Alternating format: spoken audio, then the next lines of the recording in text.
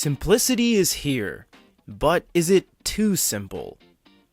This is the Light Phone 2.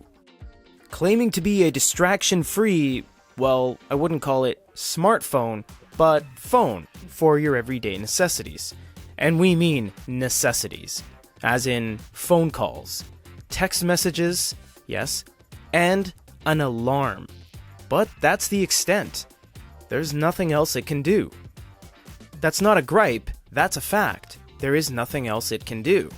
There's no browser, there's no music player, there's no calculator, there's no calendar. There's really nothing on it. But is that a good thing, or is that a bad thing? Is simple too simple? Well, we're about to find out. First off, this thing is small. I'm talking microscopic. This is my Xperia phone, and this thing could almost fit widthwise, and the screen itself is only that big. Needless to say, it's a tiny little guy. This is not meant to compete with anything, because there really is no comparison. Well, there is one comparison we'll get to in the future, but just looking at it, we have a 3.5mm headphone jack up top, power button, volume up and down, secondary button on the side, and you do have a microphone piece down below with a micro USB and an earpiece up top and a light sensor. No, there are no cameras. No, there's not really any other features that this has in the traditional mindset of what a smartphone should be.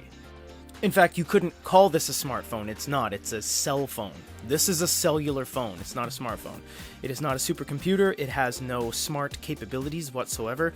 And unfortunately, you can't even make messages outside of text, which is reliant on your cellular service, not your cellular data. So if you're talking about Line, if you're talking about Kakao Talk, Facebook Messenger, WhatsApp, you can't do it on this.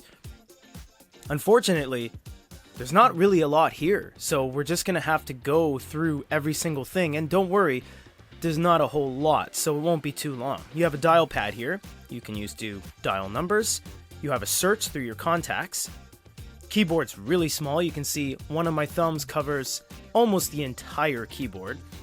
Hopefully if I just start typing my name it'll show up, because I do have myself in here. There I am.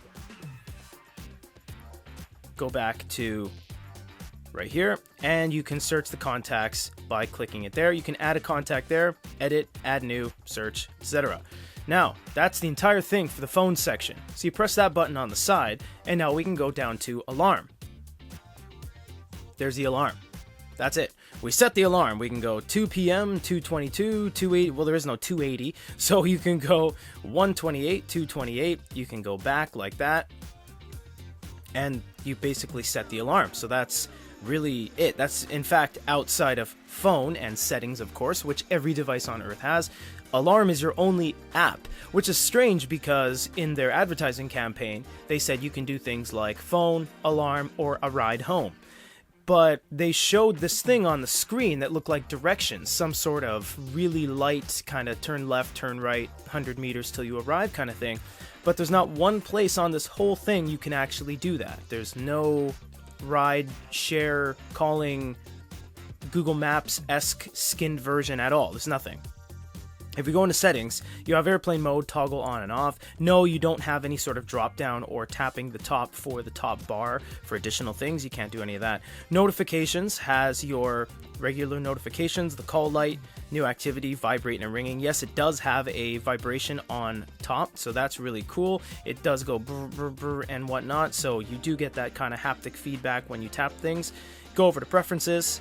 You have general.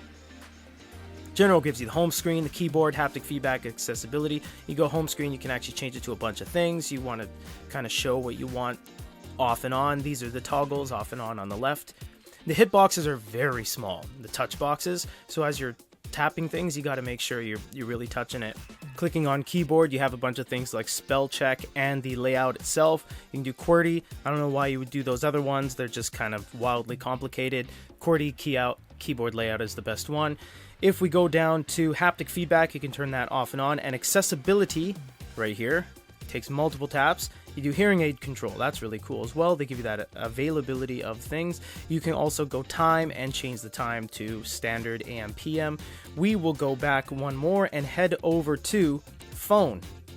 This is going to be your messaging, forwarding, contacts, Wi-Fi calling off or on. That's all pretty self-explanatory. Messaging just goes in, enable voice to text. You can do group threads, display emojis. Again, this only relates to text messaging, which is SMS, short mail service, not WhatsApp, not video calls, obviously, anything like that.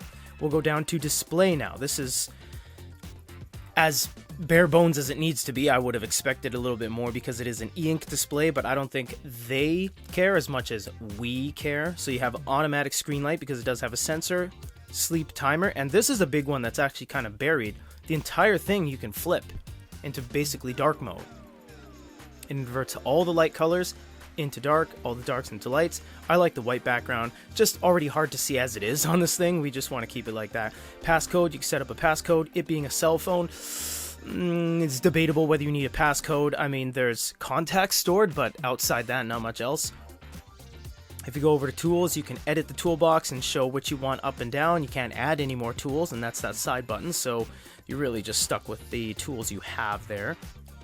Go back one more, and now we'll go down to Bluetooth and Wi-Fi. It'll show you Wi-Fi, Bluetooth, personal hotspot. It is kind of nice how you have personal hotspot, so if you want to just throw a data card in this and turn on a personal hotspot and have it kind of branch out so other people can use it, it is pretty low battery drain, so it'll last a long time. I suppose that is something you can do.